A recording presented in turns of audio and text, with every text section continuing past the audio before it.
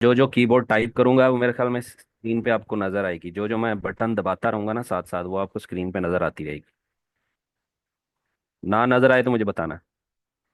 अच्छा जी, एक्सेल के अंदर आ गए। एक्सेल में कल पिछला जो हमारा लास्ट लेक्चर था, हमने उसके अंदर बड़े मतलब वजाहत से, बड़ी डिटेल से row selection, cell selection, entire selection जो है वो देखी थी। आज हम थोड़ा सा फिलिंग को देखेंगे। बाज़ औक़ात हमारे बहुत सारा डेटा जो है ना वो ऑटोमेटिकली हम उसको फिल आउट करना चाह रहे होते हैं। उसको देखते हैं। कुछ फार्मेटिंग से रिलेटेड कमांड्स हैं, उनको देखते हैं। और बाकी कॉपी पेस्ट तो आपको पता ही है कि वो किस तरह से होता है। ठीक है, बाकी कुछ हाइट और विड्थ की बात करते हैं जब हमें एडजस्ट करना पड़ता है। अच्छा जी, फर्स्ट ऑफ ऑल यहाँ पे हमारे पास एक ब्लैंक स्प्रेडशीट जो है वो ओपन है। कोई भी इशू हो तो मुझे काइंडली चैट में ज़रूर बता देना, ठीक है। जो भी इशू हो, ठीक है। मैं चैट भी थोड़ी सी अपने साथ एक साइड पे कर लेता हूँ।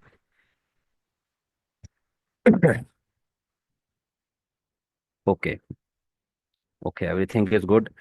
अब हम ऐसा करते हैं, सबसे पहले हम यहाँ पे एक फिल आउट कमांड है। हम बाज़ दफ़ा सीरीज को फिल करते हैं तो वो किस तरह से कर रहे होते हैं उसको देखते हैं, ठीक है। तो ये मैंने कर लिया थोड़ा जूम ज़्यादा।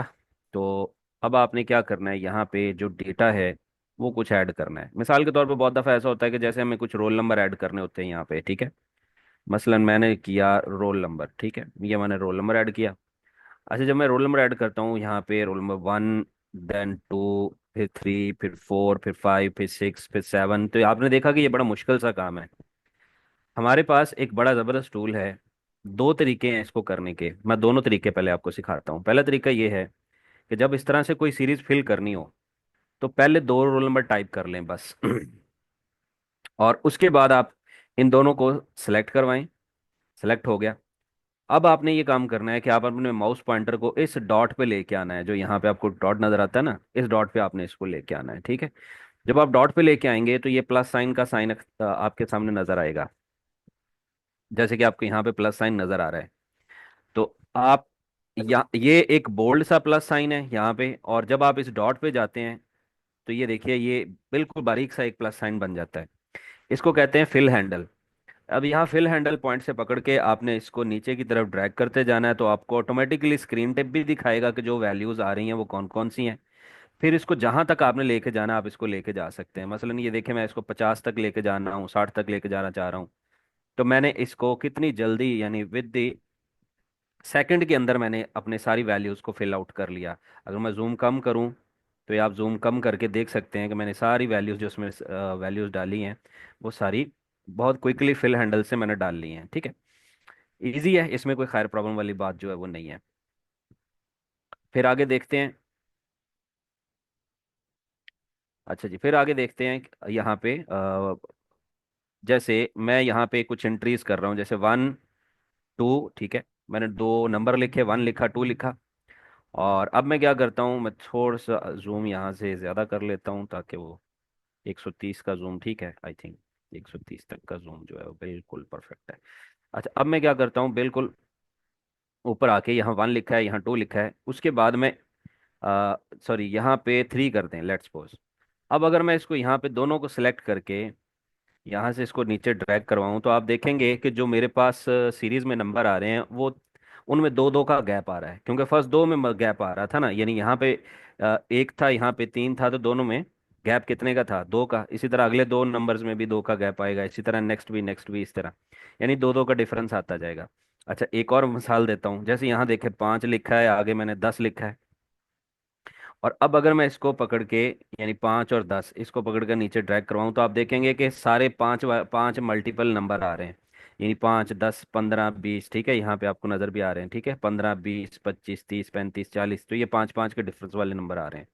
यानी कहने का मतलब यह है कि पहले दो नंबरों में जो नंबर्स के दरमियान तरतीब होगी, जो इंक्रीमेंट होगा, वही इंक्रीमेंट हम यहाँ यूज़ करेंगे। जैसे आपको लूप्स में याद होगा कि हम जब लूप्स में इंक्रीमेंट कर रहे होते हैं तो वहाँ पे जैसे प्लस प्लस करवा रहे होते हैं, +2 कर रहे होते हैं, या +5 कर रहे होते हैं। ये वही वाला सीन है। अगली मिसाल में हम ये काम नंबरों के अलावा अल्फ़ाबेट्स के साथ भी कर सकते हैं, ठीक है। मैंने सॉरी यहाँ पे बी लिखना था। अब अगर मैं इसको यहाँ से पकड़ के नीचे की तरफ ड्रैग करवाऊं तो आप देखेंगे कि अब A B A B A B A B आ रहा है, ठीक है ना। इसमें जो रेपिटेशन आ रही होती है, यानी आपने जो दो नंबर पकड़े हैं उस नंबर को आपने नीचे को ड्रैग करवाया, तो उसमें क्या हो रहा है। एक सवाल मुझसे एक स्टूडेंट ने किया था, सर अगर मैं यहाँ पे 5 लिख के दूसरा नंबर ना दूं और यहाँ से पकड़ के नीचे लेके जाऊं, तो वो सिर्फ 5 5 को करेगा, क्योंकि आपने दूसरा नंबर दिया नहीं है। यानी वो जो पैटर्न आप लाना चाह रहे हैं अपनी सीरीज के अंदर, वो पैटर्न आपने पहले दो नंबरों में नहीं दिया हुआ। So that is the reason. बच्चे क्या लिखे जा रहे हो, मेरे स्क्रीन पे कोई लिख रहा है। अच्छा, नेक्स्ट देखिएगा। अब इसकी तो समझ आ गई ना आपको, कि अगर एक नंबर को लिख के आप ड्रैग करवाएंगे, जैसे मैं यहाँ पे आपके सामने दिखाता हूँ। जैसे मैंने लिखा एडमिन लिखा, ठीक है। अब मैं एडमिन को पकड़कर इस तरह से नीचे से फिल ड्रैग करूंगा, तो वही नंबर ले आएगा ना बार बार नीचे, तो ये फिल सीरीज है। बल्कि यहाँ पे भी आपने एक नंबर लिखा और उसी नंबर को अगर आपने नीचे लेके आना, जैसे यहाँ मैं इज इक्वल टू लिख के आता हूँ, ठीक है। अब मैं बताता हूँ एबीसी क्यों नहीं आई, वो भी बताता हूँ, उस पर भी आते हैं। ये देखें, ये इज इक्वल टू बिल्कुल वैसे का वैसे आ रहा है। मैं यहाँ पे जैसे परसेंट ये लिख रहा हूँ मल्टीप्लाई का, या इसको स्टेरिक भी बोलते हैं, तो देखें वो स्टेरिक स्टेरिक आ रहा है। अच्छा, अब ये जो एबीसी वाला है, ये क्यों नहीं आया, इसलिए नहीं आया कि ये नंबर्स नहीं है, ये टेक्स्ट है, ठीक है, या करेक्टर्स हैं, आप ये कह सकते हैं। क्योंकि सेल के अंदर जो भी हम डाटा डाल रहे होते हैं, उस डाटा की टाइप बड़ी मैटर करती है यहाँ पे। यानी डाटा टाइप यहाँ पे आपके पास न्यूमेरिकल है, यानी नंबर्स हैं यहाँ पे भी, और इसके अलावा ऊपर भी नंबर हैं, ठीक है, यहाँ पे भी नजर आ रहे हैं आपको। ये भी नंबर्स हैं, ये भी नंबर्स था, ये भी नंबर्स था, ठीक है ना। ये भी नंबर्स था, लेकिन यहाँ पे आपकी डेटा टाइप चेंज होगी, तो जब डेटा टाइप चेंज हुई तो अकॉर्डिंगली जो फिल सीरीज है वो भी थोड़ा सा चेंज हो जाता है। ठीक है जी, ये था मेरा पहला इसका तरीका, कि आप कैसे जो है वो सीरीज को ऐड करते हैं। अब कंट्रोल ए दबा के मैं डिलीट करूंगा तो ये सारा डिलीट हो जाए। कंट्रोल ए आप जानते होंगे सिलेक्ट ऑल को कहते हैं। ये साथ में कीज डिस्प्ले हो रही होंगी, जैसे जैसे मैं कोई बटन दबाता हूँ तो वो साथ साथ आपको नजर भी आता है। अच्छा, अब मैं क्या करता हूँ, अब मैं आपको यहाँ पे एक बटन है ऊपर, ये रहा, ये फिल का बटन है। अगर आप यहाँ पे नोट करेंगे बिल्कुल ऊपर, ये फिल का बटन है, हम इसे इस्तेमाल करेंगे। ये फिल वाले को कैसे करेंगे मैं अभी दिखाता हूँ आपको। आप यहाँ पे लेट्स सपोज टाइप करते हैं, लेट्स सपोज 1, ठीक है। अच्छा, इस 1 को आपने सेलेक्ट किया, सेलेक्ट करने के बाद यहाँ से फिल किया, फिल किया, तो ये देखें यहाँ पे राइट, अप, लेफ्ट, ये कुछ बटन्स मौजूद हैं, ठीक है। यहाँ पर इसका क्या मतलब है मैं अभी बताता हूँ। 1 किया, फिर 2 किया, ठीक है ना। अगर मैं यहाँ तक सारा सेलेक्ट कर लूँ, मिसाल के तौर पे यहाँ तक मैंने सेलेक्ट कर लिया, अब मैं फिल हैंडल से काम नहीं करूंगा, अब मैं फिल से काम करूंगा, ठीक है।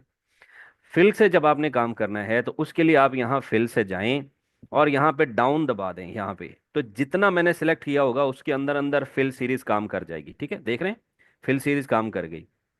और वो पहले वाला नंबर ही रिपीट होगा इस सिलसिले में, वो इंक्रीमेंट वाला चक्कर अब यहाँ पे नहीं चलना। यानी फिल सीरीज में जब आप ये दबाएंगे तो ऊपर वाला जो भी ऑप्शन होगी वही नीचे कॉपी करेगा, ठीक है। मैं दूसरे लफ्जों में एक और तरीके से समझाता हूँ। मसलन अगर यहाँ पे ऊपर आपके पास कोई वर्ड लिखा हुआ है, let's suppose I have a word, ठीक है। अगर मैं इसी को नीचे कॉपी करना चाहता हूँ, तो एक तरीका तो ये है कंट्रोल सी करके नीचे कंट्रोल वी कर लूँ, एक तरीका ये है। दूसरा तरीका ये है कि मैं नीचे खाली सेल में आके कंट्रोल डी कर दूं, तो जो ऊपर लिखा होगा वही नीचे वो कॉपी कर देगा, ठीक है। यानी नीचे ऑटोमेटिकली फिल डाउन कर देगा। फिर देखिएगा कंट्रोल डी करूंगा, मैं जहां जहां तक कंट्रोल डी करता रहूंगा वो करता जाएगा। और अगर मैं इस तरह सेलेक्ट करवा के कंट्रोल डी करूं, तो वो जहां जहां तक मैंने सेलेक्ट किया होगा वहां वहां तक वो उसको फिल डाउन कर देगा। ये मेरे ख्याल में फिल डाउन की बात को समझ आ गई है, कि फिल डाउन से क्या होता है। फिल डाउन से मुराद ये है कि नीचे की तरफ उसको फिल करो, चाहे वो करेक्टर है, चाहे वर्ड है, चाहे फार्मूला है, कुछ भी है, हम इसी को इस्तेमाल करते हैं। चले मैं एक और एग्जांपल से इसको समझाता हूँ। मेरे पास एक और एग्जांपल है, बड़ी अच्छी एग्जांपल है, इससे आपको ज़्यादा समझ आएगी। देखना, अगर मेरे पास ये दो सेल हैं, पहले सेल के अंदर मैं लिखता हूँ लेट्स सपोज 12, और अगले सेल में मैं लिखता हूँ लेट्स सपोज 2, ठीक है। ये मैंने ये दो नंबर लिखे। अब मैं यहाँ पे अगले सेल के अंदर एक फार्मूला लगाता हूँ, ठीक है। फार्मूला लगाने के लिए ये मैं पहले ही बता देता हूँ, लेकिन फार्मूला का लेसन हम आगे भी पढ़ेंगे। इज इक्वल टू पहले लगाना है, कि शर्त है, इसके बगैर फार्मूला कंसिडर नहीं होता। आपने फार्मूला लगाना है, फार्मूला लगाने के लिए आपने क्या कहना है, आपने कहना है कि जो A1 सेल है, राइट, और प्लस जो B1 सेल है, ठीक है, उन पे क्लिक कर देना। जाके A1 पे क्लिक करोगे तो A1 आ जाएगा, B1 पे क्लिक करोगे तो B1 आ जाएगा, और अब आपने इंटर दबा देना है, सिंपल। अब जैसे इंटर दबाया है तो आपने एक नोट किया होगा कि इनका क्या आ गया है, सम आ गया है, ठीक है, इजी है।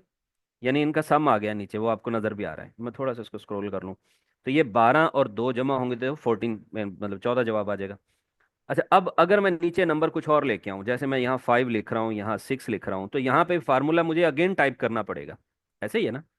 यानी मुझे 5 और 6 ऐड करने हैं, इसी तरह मुझे लेट्स सपोज 7 और 4 ऐड करने हैं, इसी तरह मुझे 2 और 9 ऐड करने हैं। तो मुझे ये दो, यानी मुझे इन दोनों को ऐड करके जवाब यहाँ दिखाया जैसे मैंने, तो इसी तरह इन दोनों को ऐड करके मुझे यहाँ दिखाना है।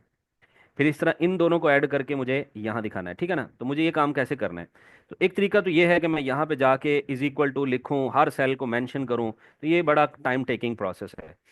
आसान क्या है कि मैं पहले पहला फार्मूला लगा लूँ, पहला फार्मूला फिर लगा देता हूँ, is equal to, arrow keys से भी कर सकते हो, A1 प्लस और फिर P1, ठीक है जी। तो इसका जवाब आ गया। अब आपने क्या करना है? अब आपने यहाँ से इसको नीचे सेलेक्ट करना है जितना भी है, उसके बाद कंट्रोल डी कर देना है। तो control D is the shortcut है बेसिकली ये, फॉर फिल डाउन, ठीक है? तो ये फिल डाउन हुआ। इस मिसाल से भी आपको समझ आ गई कि फिल डाउन कैसे काम करता है। और बाज़ औक़ात ऐसा होता है कि हम इसको मतलब जो फार्मूला लगा रहे हैं उसकी डायरेक्शन चेंज होती है। कैसा डायरेक्शन चेंज होती है मैं दिखाता हूँ। मसलन अगर मेरे पास यहाँ पे 2 और नीचे 3 हो, और मैं यहाँ पे फार्मूला लगाऊं, मैं लिखूं कि ये सेल जमा कर दो, मतलब D7 वाला सेल प्लस कर दो D8 के साथ, तो नो डाउट ये उसका सम आ जाएगा। इसी तरह मेरे पास यहाँ भी कुछ नंबर हों, जैसे यहाँ पे नंबर्स हैं, जैसे मेरे यहाँ पे नंबर्स हैं कुछ, ठीक है? तो मैं अब इसको राइट साइड में भी फिल राइट कर सकता हूँ। यानी फिल डाउन जैसे मैंने किया था, तो फिल राइट भी मैं कर सकता हूँ। तो मेरा फार्मूला ऑटोमेटिकली उस साइड में कॉपी हो जाएगा, ये देखिए।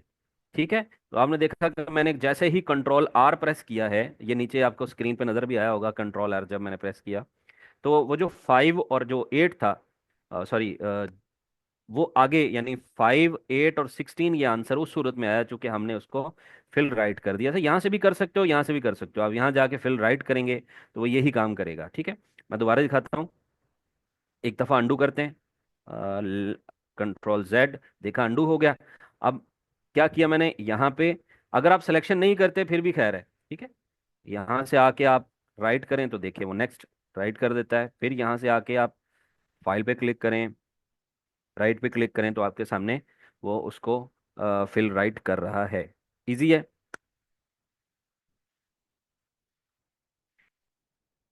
अगली कमांड, अगली कमांड है डाउन, भी आपने देख लिया, राइट भी आपने देख लिया। यानी कोई भी वैल्यूज अगर आपको राइट डायरेक्शन में फिल करनी हो तो आप इसे यूज करेंगे, अगर आपको डाउन डायरेक्शन में करनी हो तो आप इसे यूज करेंगे, इसी तरह so on so fourth. Up direction है, लेफ्ट डायरेक्शन है। तो अब मेरे ख्याल में इतना तो आपका इंटेलेक्चुअल लेवल है कि आप समझ गए हैं कि अगर हमें यही काम रिवर्स में करना हो, मसलन ये वैल्यू जो मैंने राइट को शिफ्ट की है यही लेफ्ट को शिफ्ट करनी हो, तो मैं डेफिनेटली फिर इसे इस्तेमाल करूंगा, ठीक है? और इसी तरह अगर मैं इसको अपवर्ड डायरेक्शन में करना चाहता हूँ, डाउनवर्ड के बजाय अपवर्ड डायरेक्शन में करना चाहता हूँ, तो मैं इसे यूज़ करूंगा, ठीक है? ये तो बात चीज़ें अब हमें समझ आ रही हैं, मतलब ये कोई इतना मुश्किल काम नहीं था। अब आगे आ जाइए, अगली एक कमांड है इसके अंदर, ये सीरीज वाली। ये आपको 4 कमांड्स समझ आ गई हैं। अब आते हैं सीरीज पे। सीरीज क्या होती है मैं बताता हूँ। अभी मैं आपके सामने सीरीज लिख भी रहा था, जैसे 1 से लेके 50 तक, 60 तक मैंने जितने नंबर्स जो हैं वो उसमें इनपुट किए थे, ठीक है? वो आपने देखा। अच्छा, अब आप और फिर वो भी नंबर जो आपने देखे, 5 वाले आपने देखे, 5 के बाद 10 आ गया, 10 के बाद 15, 15 के बाद 20। तो इस तरह से आप सीरीज के जरिए भी क्लिक कर सकते हैं। सीरीज क्लिक करें तो ये आपके सामने एक डायलॉग बॉक्स देता है, और इस डायलॉग बॉक्स में बड़ी काम की चीज़ें हैं। कैसे काम की चीज़ें हैं मैं बताता हूँ। ऐसे करता हूँ, ये जो जितना भी लिखा है ये सारा मैं एक दफ़ा डिलीट कर देता हूँ, क्योंकि अब इसकी ज़रूरत नहीं है, ये हमारी तवज्जो हटा रहा है।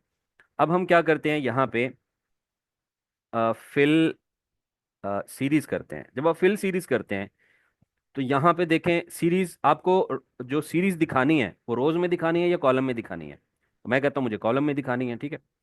उसके बाद जो टाइप होगी वो लीनियर होगी, ग्रोथ होगी, डेट में होगी या ऑटो फिल होगी, वो हमें टाइप भी बतानी होती है।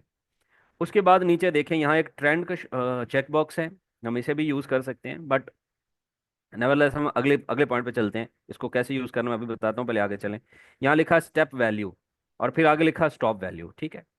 अब इसको समझने के लिए मैं क्या करता हूँ, यहाँ पे एक नंबर लिख लेता हूँ, लाइक 1। एक सेकंड, एक सेकंड, एक सेकंड। पार्टिसिपेंट कोई लीव कर गया है?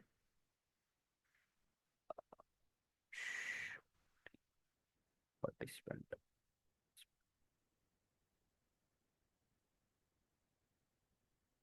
ओके। No one. ठीक है।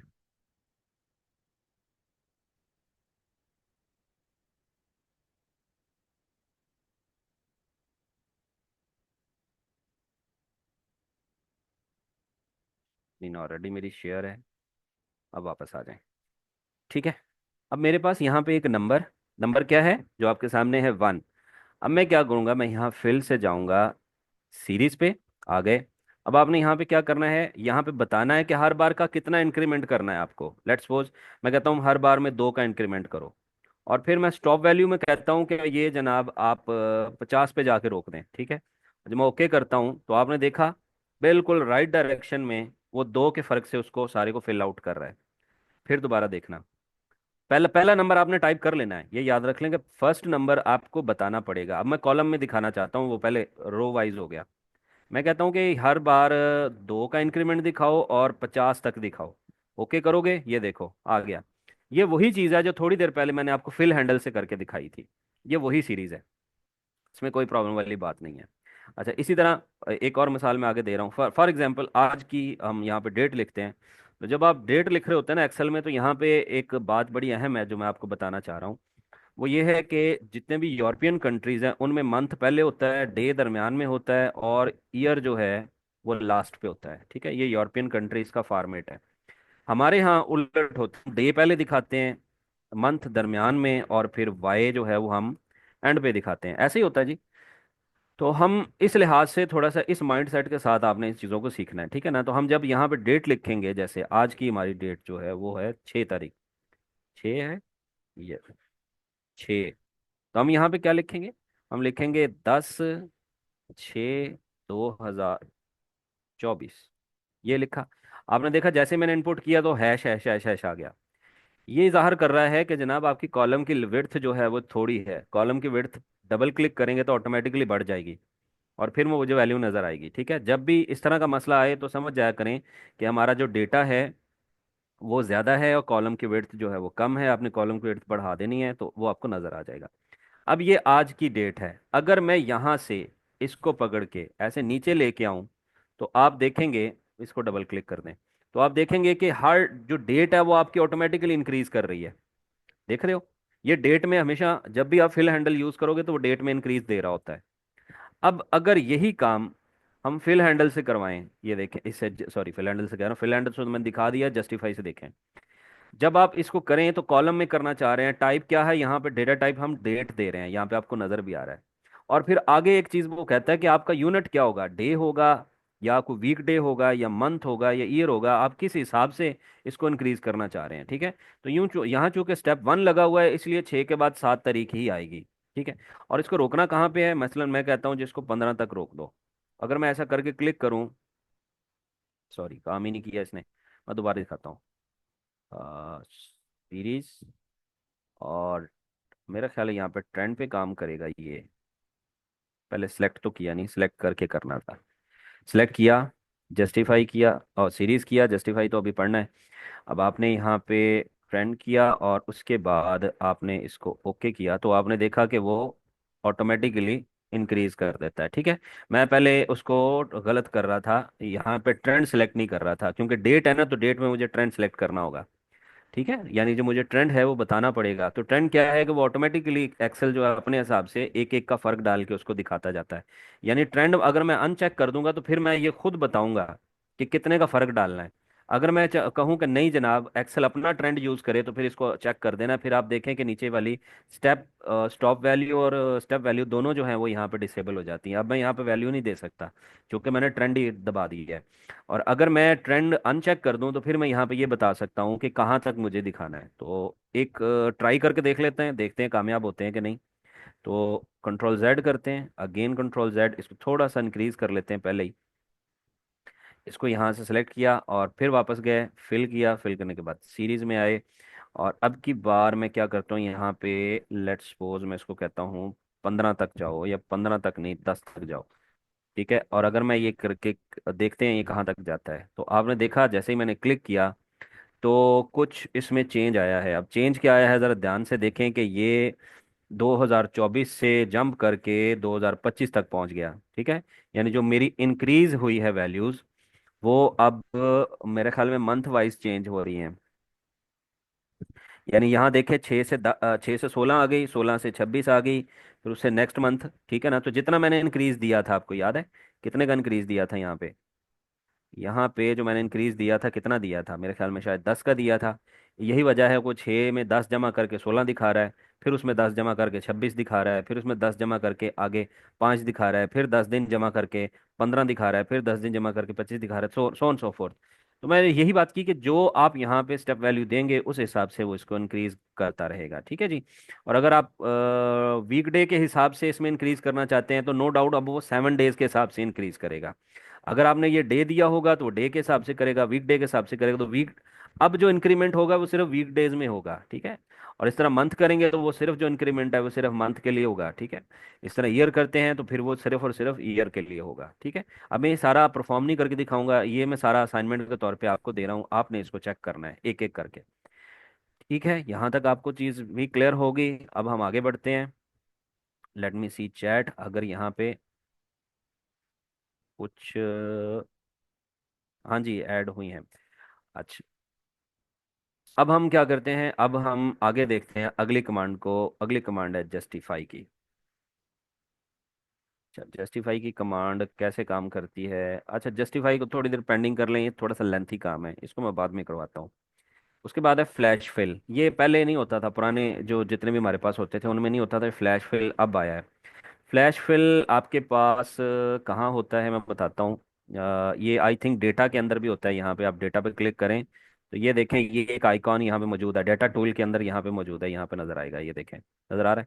तो यहाँ पे इसका फ्लैश फिल का बटन है, तो या इसकी शॉर्टकट की कंट्रोल ई है, ठीक है। तो यहाँ से भी इसको आप एक्सेस कर सकते हैं, या दूसरे नंबर पे आप यहाँ पे यहाँ से आके इसको फ्लैश फिल को यहाँ से भी एक्सेस कर सकते हैं। फ्लैश फिल क्या करता है, ये बस आर्टिफिशियल इंटेलिजेंस बेस्ड है थोड़ा सा। और इसकी मैं एक मिसाल दे देता हूँ। ऐसा करता हूँ, सारा ही डेटा डिलीट कर देता हूँ। सारा डेटा डिलीट किया, मैं यहाँ पे कुछ डेटा टाइप करके दिखाता हूँ। मसलन जैसे मैंने किया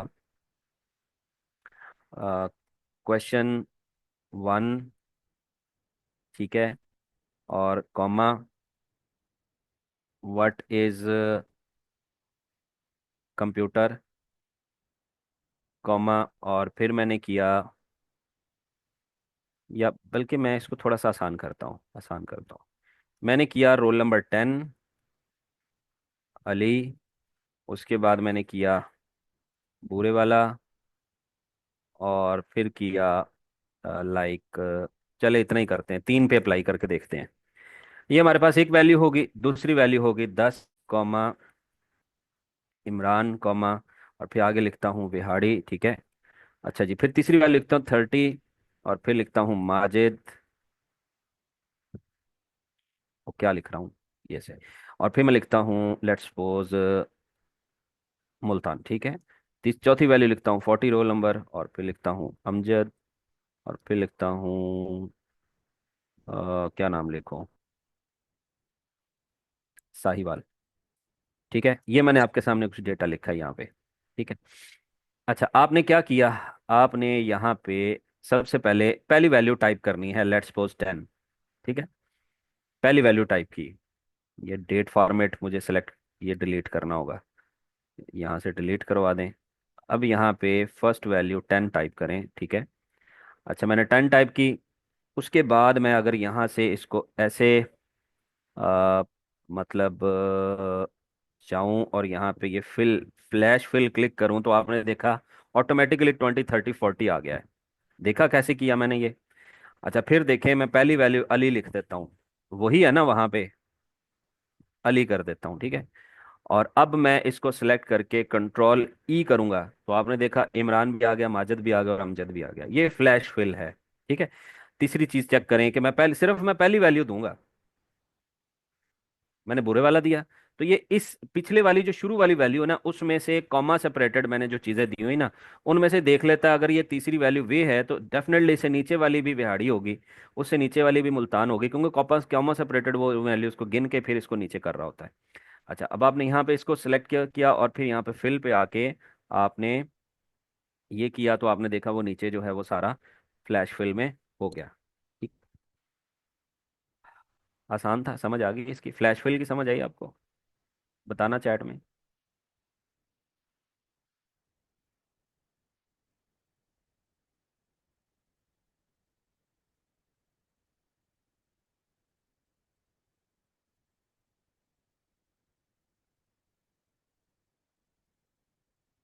फ्लैश फिल आसान है, इसमें कोई मतलब है मुश्किल वाली बात नहीं है। फ्लैश फिल आप अगर ये सोचें कि ऐसी आपके पास बहुत सारी रोज होती हैं, मसलन ये वाली, ऐसे आपके पास बहुत सारी रोज होती हैं, ये देखे मैंने ऐसे बहुत सारी रोज होती हैं ऐसे, मसलन 1000, 2000, 3000 रोज होती हैं, और उसमें से आपको कहा जाता है कि कॉलम वाइज अलग अलग करो, तो आप क्या करेंगे?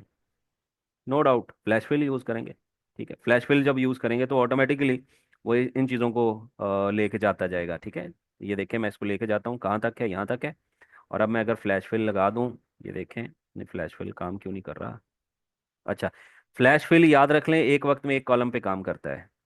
ठीक है, अभी आपने देखा ना मैंने 3 कॉलम सेलेक्ट किए हुए थे तो वो डिसेबल हो गया, ये देखें ये डिसेबल हो गया। ठीक, तो ये एक वक्त में एक एक पे काम करेगा, सब पे काम नहीं करता। ठीक है, कंट्रोल ई कर दें, देखें सारा आ गया। सिर्फ पहले सेल को सेलेक्ट करना है, कंट्रोल ई दबा देना है, कंट्रोल ई किया सारा आ गया, फिर कंट्रोल ई किया सारा आ गया। ठीक है, तो ऐसे अगर आपको कोई ऑनलाइन काम मिल जाए जिसमें आपको कहा जाए कि जी डाटा क्लीन करके दिखाओ, और उसमें आपको दिया इस तरह का डाटा मिले कि आपने उसको अलग अलग करके दिखाना है, तो ये आप बड़े आराम से कर सकते हो, उसमें कोई ऐसा इशू वाली बात नहीं है। ठीक है, अच्छा जी ये काम हो गया। अब हम आगे नेक्स्ट किसी कमांड को देखते हैं। फ्लैश फिल भी आपको समझ में आ गया, सीरीज भी समझ आ गया आपको। अच्छा, मज़े की बात ये बताऊं कि जब मैं हम किसी इस तरह से जब हम इसको नीचे ड्रैग कर रहे होते हैं ना, तो यहाँ पे ये नीचे से एक छोटा सा बटन देता होता है। इस बटन को क्लिक करोगे तो यहाँ पर भी तकरीबन वही चीज़ें होती हैं कि या तो आप सीरीज कॉपी कर रहे होते हो, या फिर फॉर्मेटिंग कॉपी कर रहे होते हो, या फिर विदाउट फॉर्मेटिंग कॉपी कर रहे होते हो, या फ्लैश फिल कर रहे होते हो। यहाँ से भी आप इसको यहाँ पे एक्सेस कर सकते हैं, यहाँ पे भी मौजूद है। यानी जब भी आप फिल हैंडल से किसी भी वैल्यू को नीचे ड्रैग करके लेके आएंगे तो यहाँ पर भी आप फ्लैश फिल कर सकते हो। ठीक है, तो उम्मीद है इसकी भी आपको समझ आ गई। अच्छा जी, आगे चलते हैं जी। अगला जो हमारी कमांड है फिल वाली हमने सारी देख ली, अब हम अगली कमांड की तरफ चलते हैं। अगली कमांड जो है वो थोड़ी सी फॉर्मेटिंग को सीखते हैं, फॉर्मेटिंग कैसे होती है, और फिर आगे चीज़ें लेकर चलते हैं। ठीक है, ये आपको याद होगा कि लास्ट लेक्चर में मैंने आपको सिलेक्शन सिखाई थी, और इसके साथ आज मैं आपको कुछ जो है ना सेल इंसर्ट करना, डिलीट करना, ये चीज़ें सिखाता हूँ। मिसाल के तौर पर अगर मैं ये कहूँ कि बी के पीछे मुझे एक नया कॉलम चाहिए, तो क्या करूंगा मैं उस नए कॉलम के साथ? यानी जब मैं यहाँ पे राइट क्लिक करूंगा, तो यहाँ पे इसके ऊपर जाके राइट क्लिक करना है। ठीक है ना, तो यहाँ पे इंसर्ट का बटन आ जाता है ये वाला। ठीक है, इंसर्ट वाला बटन आ जाता है। तो जब यहाँ पे इंसर्ट पे क्लिक करते हैं तो आपने देखा कि एक कॉलम जो है वो इंसर्ट हो जाता है, कंट्रोल जेड करके वापस आ जाते हैं। जब आप यहाँ पे किसी भी रो पे राइट क्लिक करके इंसर्ट करते हैं तो वो रो जो है वो बजाते खुद नीचे चली जाती है, और उसकी जगह पे एक नई रो आ जाती है। ठीक है, तो ये तो बहुत आसान था, लेकिन यही काम आप यहाँ से भी कर सकते हैं। बिल्कुल टॉप पे यहाँ पे ये इंसर्ट का आपको नजर आ रहा है, क्लिक करेंगे तो ये इंसर्ट सेल की ऑप्शन देता है, इंसर्ट वर्कशीट की ऑप्शन देता है, और इंसर्ट शीट की ऑप्शन देता है। ठीक है ना, अब ये देखिए कि सेल में, रो में, कॉलम में क्या फ़र्क है मैं बताता हूँ। पहले आप फिलहाल आपका कर्सर यहाँ पे है। ठीक है, अगर मैं यहाँ पे थोड़ा सा, अगर मैं जूम थोड़ा ज़्यादा कर लूँ तो समझाना आसान हो जाएगा। फिलहाल यहाँ पे मेरा कर्सर है, कर्सर कहाँ पे है? B4 सेल में है। मैं इंसर्ट पे जाके अगर मैं इंसर्ट सेल करूँ तो मेरे सामने एक डायलॉग बॉक्स आता है। डायलॉग बॉक्स क्या कहता है कि अगर तुम यहाँ पे जिस जगह पे ये एक सेल है, तो अगर मैं यहाँ पे एक नया सेल लाऊं तो जो पहले से मौजूद वैल्यूज उनका क्या करूं? तो मैं कहता हूं उनको शिफ्ट कर दो राइट साइड पे, या शिफ्ट कर दो डाउनवर्ड डायरेक्शन में, या एंटायर रो, या फिर एंटायर कॉलम। ठीक है, मैं सबसे पहले पहले सिखाता हूँ आपको। पहले सिखाऊंगा तो क्या होगा, जब मैं कहूंगा ना शिफ्ट करें इसको राइट डायरेक्शन में, तो ये देखें क्या होता है। देखें, जो मौजूद था वो राइट में शिफ्ट हो गया, वहां उस जगह पे नया सेल आ गया। ठीक है, इजी था। कंट्रोल जेड करके अंडू कर सकते हैं, वापस आ जाएंगे। फिर दोबारा देखें, इंसर्ट सेल करें, और अब की बार अगर मैं इसको डाउन करूंगा तो ये 40 नीचे चला जाएगा। ठीक है, 40 नीचे चला गया। यानी ये दो ऑप्शंस थी कि जो पहले से मौजूद डाटा या तो राइट को शिफ्ट कर देगा या फिर डाउन को शिफ्ट कर देगा। ठीक है, आसान है, इसमें कोई खास मुश्किल वाली बात नहीं है। अच्छा, कंट्रोल जेड करते हैं। अच्छा, अगली चीज़ ये है कि मैं यहाँ पर राइट क्लिक करके भी इंसर्ट कर सकता हूँ। जब मैं इंसर्ट करूंगा तो यही कमांड फिर आ जाएगी। ठीक है। और यहां से मैं जब इंटायर रो करूंगा तो पूरी की पूरी रो इंसर्ट हो जाएगी, देखा, पूरी की पूरी रो इंसर्ट होगी। और अगर मैं राइट क्लिक करके इंसर्ट करके यहाँ से इंटायर कॉलम करूँ तो ये पूरा पूरा कॉलम इंसर्ट करेगा। यानी कॉलम इंसर्ट करने के तीन चार तरीके हैं। एक, यहाँ पे आप राइट क्लिक कर लें, यहाँ से भी कर सकते हो, या फिर आप यहाँ पे राइट क्लिक करके इंसर्ट पे क्लिक कर लें और फिर आगे यहाँ पे आप कॉलम या रो पे क्लिक कर लें तो वो पूरी की पूरी रो या कॉलम इंसर्ट कर देता है। या से भी कर सकते हो, ये देखें, इंसर्ट रो, इंसर्ट शीट, ठीक है, यहाँ पे भी ऑप्शंस मौजूद हैं। सेल करना हो तो वो सेल करेगा, रो पूरी रो को करेगा, शीट है तो पूरी, सॉरी, पूरी कॉलम को करेगा। इस तरह इंसर्ट शीट है, इंसर्ट शीट करेंगे तो यहाँ पे ये जो नीचे आपको जो शीट 1 नजर आ रही ना, एक और शीट और आ जाएगी, ये देखें, क्लिक किया, देखें एक शीट और आ गई, ये देखें, ये एक शीट 2 आ गई। अगर यही काम मैं प्लस से भी कर सकता हूँ, प्लस करेंगे एक शीट और आ जाएगी, ठीक है। तो जितनी चाहे शीटें आप इसमें ऐड कर सकते हैं, ये कोई ऐसा ऐसा इशू वाली बात नहीं है, जितनी चाहे हम शीटें इसके अंदर ऐड कर सकते हैं, ठीक है। एज पर आवर रिक्वायरमेंट हम शीटें, लेकिन कोशिश करें शीटें जैसे बढ़ाते जाएंगे फाइल का साइज बढ़ता जाएगा, ठीक है, उतनी ही शीटें हम यूज़ करें जितनी हमें दरकार है। ठीक है जी, ये भी आपको चार चीज़ें समझ आ गई। अच्छा, अब अगली है जनाब डिलीट की। डिलीट में भी वही चीज़ें लेकर रिवर्स हैं। डिलीट सेल का मतलब यह है कि जिस जगह कर्सर है वो सेल डिलीट कर दो। मिसाल के तौर पे यहाँ जहाँ मैंने ये अली लिखा हुआ है, इसको मैं अगर यहाँ से आके डिलीट दबाऊं, ये देखें मैंने डिलीट किया सेल को, तो ये मुझसे दो सवाल पूछता है। ये उलट है, वहाँ पूछता, वहाँ कह रहा था कि मैं लेफ्ट डाउन कर दूं या कर दूं राइट शिफ्ट कर दूं, ये उसके उलट काम करेगा। यानी ये लेफ्ट करूंगा तो ये यहाँ से वैल्यू डिलीट हो जाएगी, जो भी चीज़ राइट साइड में लेफ्ट में आ जाएगी, ये देखें, देखा, बुरे वाला इस तरफ को शिफ्ट हो गया। और इसी तरह अगर मैं ये अगेन डिलीट क्लिक करके इसको अप करूं तो इसका मतलब क्या होगा आप खुद जानते हैं। इसका मतलब ये है कि यहाँ से ये डिलीट कर देगा, जो भी नीचे वाली वैल्यू ऊपर आ जाएगी, देखा, ठीक है, इजी है, इसमें कोई मसले वाली बात नहीं है। और अगर सारी रो सारी कॉलम डिलीट करना हो वो भी कर सकते हो यहाँ से, ठीक है, ये देखो, सारी रो क्लिक करोगे पूरी रो सेलेक्ट, ठीक है, पूरा कॉलम डिलीट हो गया। आप इसी तरह ये बिल्कुल यहाँ से भी कर सकते हो, नाम पे लेके जाओ, डिलीट करो, डिलीट हो गया। इस तरह किसी रो पे लेके जाओ, राइट क्लिक करो, डिलीट करोगे, डिलीट कर देगा, ठीक है। तो रोज और सेल्स को हम इस तरह से डिलीट कर सकते हैं। अगली चीज़ ये है कि बाज़ दफ़ा ऐसा होता है कि हम कहते हैं कि ये जो मैंने रो सेलेक्ट की है, या जैसे मैंने रो को सिलेक्ट किया, अगर मैं यहाँ पे इसको डिलीट दबाऊं, ये वाला जो डिलीट दबाऊं, तो ये रो डिलीट कर देगा। लेकिन अगर नीचे आए तो एक ऑप्शन है क्लियर कंटेंट्स की। क्लियर कंटेंट ये करता है कि इसके अंदर जो डेटा है उसको डिलीट कर देगा, ठीक है, डेटा डिलीट करेगा, रो डिलीट नहीं करेगा। इस यही काम आप मेरे ख्याल में यहाँ से भी कर सकते हैं। ये देखें, clear, clear all, clear format, clear content, ये आपके पास जो है वो तीन ऑप्शंस हैं। जब आप क्लियर ऑल करते हो तो क्लियर ऑल का मतलब है कि हर चीज़, यानी फॉर्मेटिंग भी क्लियर हो जाएगी, डेटा भी क्लियर हो जाएगा। क्लियर फॉर्मेटिंग से क्या मुराद है कि सिर्फ फॉर्मेट क्लियर करो, डेटा को नहीं छेड़ो, डेटा को वैसा का वैसे रहने दो। क्लियर कंटेंट से क्या मुराद है कि फॉर्मेटिंग रहेगी बट डेटा डिलीट हो जाएगा, ठीक है। और इसी तरह क्लियर हाइपर लिंक्स है। हाइपर लिंक्स मैंने चूंकि अभी सिखाए नहीं है, तो अगर कहते हो तो मैं सिखा देता हूँ। मसलन अगर मुझे यहाँ पे कोई लिंक ऐड करना हो, मसलन मैं यहाँ लिखता हूँ www.google.com, तो ये एक लिंक है, ठीक है, ये वाला जो है वो एक लिंक है, ये अब हम इसको कहेंगे कि एक लिंक है, ठीक है ना। इस लिंक को अगर मैं यहाँ से जाके क्लियर हाइपर लिंक कर दूं, क्लियर हाइपरलिंक ओनली या क्लियर हाइपरलिंक एंड फॉर्मेट ये कर दूं, तो आपने देखा कि वो दोनों अप्लाई हो गए, ठीक है। तो यहाँ क्लियर से मुराद ये है कि अब इस पे क्लिक नहीं हो सकता, यानी अब ये क्लिकेबल लिंक नहीं है, ठीक है, इसका ये मतलब है। अगर मैं इसको क्लियर हाइपरलिंक जब करता हूँ ना, तो इसका मतलब ये है कि ये इसको यानी इस पर क्लिक ना हो, ये मकसद था इसका। और अगर इसको फिर से हमें बनाना हो, हाइपरलिंक बनाना हो, तो कंट्रोल के शॉर्टकट की है इसकी, याद रख लें, कंट्रोल के, ठीक है, ये स्क्रीन पे नज़र भी आई होगी आपको। तो आपने यहाँ पे आके ये जो ऊपर टेक्स्ट टू डिस्प्ले है इसी को कॉपी करना है, और उसके बाद नीचे क्लिक करके आपने इसको ओके कर देना है। तो आप देखें वो अगेन वही क्लिकेबल लिंक बन गया। अब मैं क्लिक करूंगा तो मेरा ब्राउजर खुल जाएगा गूगल के लिए, ठीक है, ब्राउजर के अंदर गूगल में खुल गया है। बेसिकली ये जो है वो हाइपर लिंक कहलाता है। हाइपर लिंक बेसिकली लिंक्स को कहते हैं, लिंक्स ऑफ अदर वेबसाइट और डॉक्यूमेंट्स या किसी भी चीज़ का लिंक जो है वो हम लगाना चाहते हो तो हम लगाते हैं, ठीक है। टाइम कितना रह गया? टाइम हमारा लेस देन ए मिनट है, तो ऑटोमेटिकली लॉग आउट हो जाएगा। आज के लिए इतना काफ़ी है, ठीक है। हमने इसमें सीरीज़ को देखा, हमने फॉर्मेटिंग को देखा, क्लियर फॉर्मेट देखा, और कुछ इंसर्ट और डिलीट को देखा, ठीक है। प्रैक्टिस ज़रूर करना, और अगर कोई सवाल हो तो पूछ लेना मुझसे, ठीक है जी। शुक्रिया, थैंक यू सो मच।